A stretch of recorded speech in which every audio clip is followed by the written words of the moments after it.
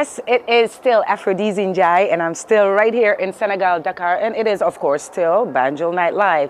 And like I've been doing for the past weeks, I got a huge star with me today.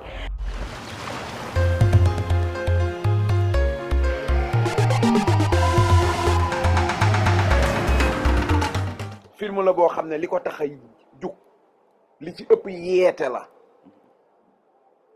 ak yaraate ak wane dundin wi nga xam ne Sénégal ñun moom la ñuy dund waaye dafa mel ne boo seetloo tam donte kon jubluwuñ ci woon loolu dafa indi benn promotion touristique parce que ñu bëri ci suñuy seetaan film bi dinañ si gis ne am na ay sites yoo xam ne Sénégal dara fayu ko. waaw dara fayu ko. waaw waaw neex la de man yéen a tax ma bëgg a ñëw Sénégal xam nga loolu. c'est un café avec ma ne wuu damay dem Sénégal. you will come.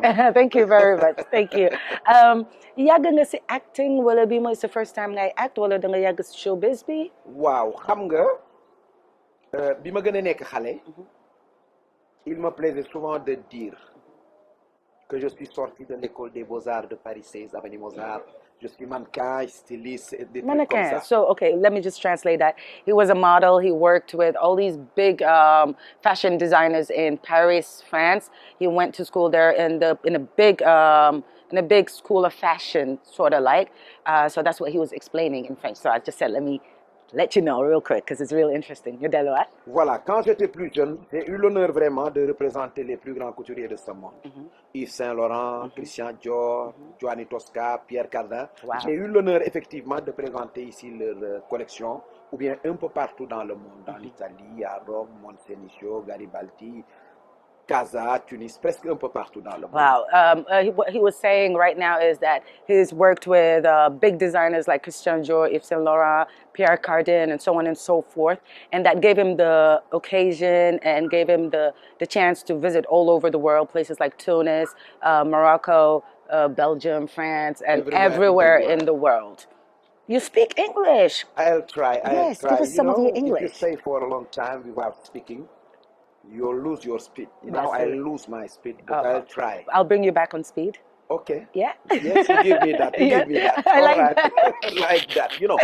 Donc, en un moment, quand même, après avoir présenté beaucoup de collections, j'ai arrêté quand même. Je me suis penché sur une vie assez différente quand même. J'ai essayé de nourrir le culte de la religion en moi. Okay. Voilà. From there, when he came back, he felt like he wanted to change, way of life and decided to go into a more religious way of life. That's when he started, studying Islam and going back to an Islamic school and so on and so forth. Voilà. Donc, j'ai appris le Coran entre-temps, les Khassaïd de Serigne Touba. J'ai eu à côtoyer les plus grands érudits mourides de ce monde. Wow. En l'occurrence, Serigne Saliou Mbacké Khadimou Rassoul, Cheikh Béthio Thioune et tant d'autres érudits de ce pays-là. Okay. Donc j'ai appris un peu quand même en ce qui concernait la religion, mais surtout le mouridisme. Okay.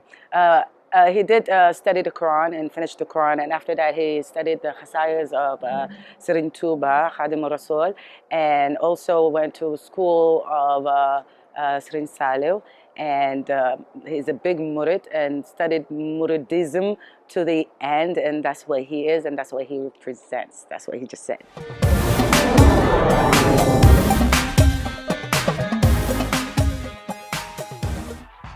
Plaster Ink Cafe, located in Bruceby.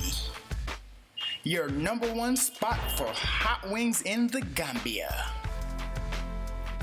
Deliveries free for 500 and above orders in Bruceby.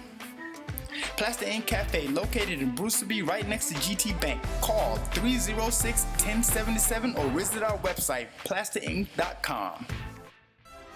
Have you ever heard of a place called Paradise Estates in Accra? A housing estate brought to you by a leading developer that has made its mark in the Gambia, Senegal, Kenya, India, and now Ghana. A gated community with wide internal paved roads, a water reticulation network, a 3-phase electricity distribution system. Paradise Estates comprises of a modern-day clubhouse, a community park, swimming pool, and kids playground. A place with over 50,000 square meters of land located here in East Legon Legon Hill in Accra. You can find our office at 8 Potato Avenue near Max International, East Legon, with flexible payment plans and minimum deposits. Paradise awaits you. Contact us on 0303 967 474 or visit us on www.swamiindiaghanalimited.com. Paradise Estate, brought to you by Swami India International Limited in collaboration with Global Properties. Innovative property solutions.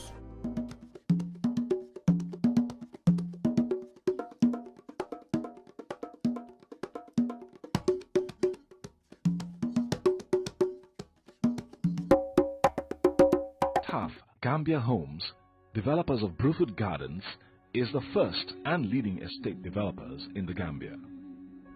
Our vision is to ensure that your dreams and aspirations to own your own home become a reality. Our Tangi development has a vast land with lake view and sea view. You can start your journey to becoming a homeowner today with just $199,000 only. Invest in our Tangi settlement scheme with an option of spreading your payments for as long as 12 months. With simplified options, we also offer serviced plots, carcasses as well as full development from start to finish. Whatever your choice, we are poised to meet your financial capabilities. Call us today on 00220 776 2333 or 00220 376 2333. You can also visit our website at www.tafgambia.com for more information.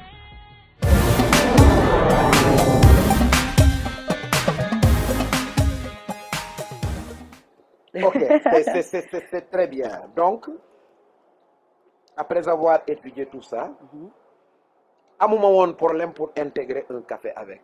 Parce que j'avais quand même un peu de sang artistique dans les veines. Vraiment. Donc, quand je suis rentré dans un café avec, je me suis senti à l'aise. Il y a des gens extrêmement gentils dans un café avec. C'est presque une famille. Un melting pot. Il y a des Gambiens, il y a des Sénégalais, des Guinéens, des Maliens, des Métis, des Portugais. En fait, c'est l'Afrique en miniature. Donc, quand je suis rentré dans un café avec, je n'ai vraiment pas eu de problème. Je me suis adapté tout d'un coup. Yeah, he said after all of that, when he was offered the part at Café Avec, it was really easy for him to pick it up because he still had some artisticness in his blood. So it was really easy. And the crew and the cast of Café Avec happened to be people who were very friendly, who were very nice, who he just adopted with easily and never had a problem with any of them. And Café Avec is basically a series that has Gambian, Malayan, Guinean, it's like Africa put together in one melting pot, like he said in his own words. Alors, en passant, je leur fais un coucou, un très grand coucou à tous mes compatriotes de Un Café Avec, qui sont vraiment gentils. He's taking this time to give a big cuckoo, which means, yeah, I love you, to everybody, to all the Café Avec staff and crew and everybody. All right. Wow, you see what they're doing? They're making me interpret French. It's amazing. Okay. Donc voilà en fait miniature en grosso modo mon petit parcours. Ok, léegi nag da nga ma bëgg a dugal nag yaa ngi may làkk ay français France. Waaw ay petit que tout bëgg te boobu noonu réer réer naa. wax nga dëgg wax boobu réer naa nag. Tu sais en fait bu réer sax mais dans le milieu artistique déjà l'élément de communication particulier et commun à tout le monde, c'est le français, c'est la langue parlée ici. Ça c'est vrai. Mais olof laa gën a dégg nag. waaw ñu làkk olof bi mosal si gars yi. olof bu wér a wér a wér laa ñun gën a nag olof dégg. rek lañ dégg nag ñun waa Gambie. Yéen waa Gambie. waaw. mbokk sama Gambien. maa ngi leen di xamal ne maa ngi waaj ñëw siyaare si leen seet si leen. su ma ñëwee dina tàng dina metti damay indaale yóbbal nag. dinaa indaale paquet yoo xam ne buñ ko dajjee. sama jant di ngeen dégg lu ko weex. tey sax dama leen di jox en exclusivité. lu gën a neex sama jant li gën a neex sama jant Shamsu Sumoosi la jantu jant yi xaw ma ci Gambia di kan mooy doon sama Shamsu Sumoosi sama jantu jant yi. allo wala. wala boog. wala. mën naa ne mën naa ne lépp si xëy. waaw na ngeen pare maa ngi ñëw. yëpp si xëy ñuy laajte fii ak si kanam ndax gis nga sa bopp ngay def yeneen film à part Café avec. waaw Café avec génn si du neex. fii ñu toll nii on a beaucoup de propositions vraiment même interview bii nga xam ne am nga ko ci man chaîne yi nekk Sénégal ak ci bitim réew yëpp sàkku nañ ko pour am ko ci man waaye yow mbokkoo gi nekk sama diggante yéen ak deret bi moo tax ma nangul leen ko vous êtes les premiers à m'avoir interviewé. That's amazing. This is the first time he has allowed anybody to ever interview him all over here in Senegal, internationally. He never did an interview. This is the very first time for Banjul Night Live. It's just amazing. I feel so honored. nekk ni ñu ngi si kaw mais loolu mooy nuage yi di naaw. loolu mooy lam ndax ñun ak yéen dañu bokk te dafa am lu ñu bokk lu wér lu dëgër. dëgg la kontaan torop mais mosuma nangu defal ko kenn. dëgg la kontaan nañ torop kontaan nañ torop kontaan nañ torop si temps bi nga jël xam nañ ne nag ku busy nga. waaw amoo jot war nga mën a noppaloo ko yooyu noonu léegi du ma la fi téye lu gën a yàgg. dama lay bàyyi rek nga tàggatoo ak gars yi seetaan. waaw nga dig leen daje beneen yoon ca Gambie. waa sama gars yi surtout sama mbokku taalibe yi sama mbokku Baay Faal yi kàkk yi maa ngi leen di màggal di leen siyaare di leen wax ci jamono yu gàtt rek yéen ak man ñu janoo wax ci Serigne Touba wax ci àdduna allahumma salli ala sayyidina muhammadin wa sallim. MashaAllah. Thank you very much. That was Monsieur Makhis Baram Samajant. I've been called Samajant. I'm like so excited. Don't go anywhere. We're still in Senegal, Dakar. Be right back.